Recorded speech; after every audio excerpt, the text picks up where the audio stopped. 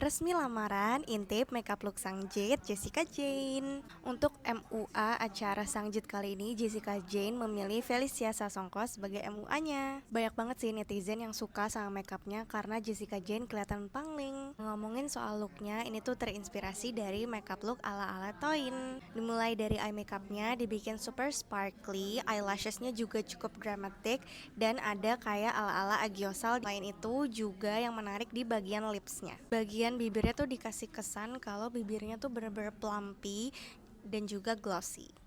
Garis bibirnya juga sengaja dibikin very seamless, jadi bener-bener kayak makeup Toin. Hair buat bagian alisnya dibikin feathery tapi dengan bentuk yang cukup lurus. Yang paling bikin salfok dan banyak ditanyain sama netizen juga itu adalah hairdo-nya.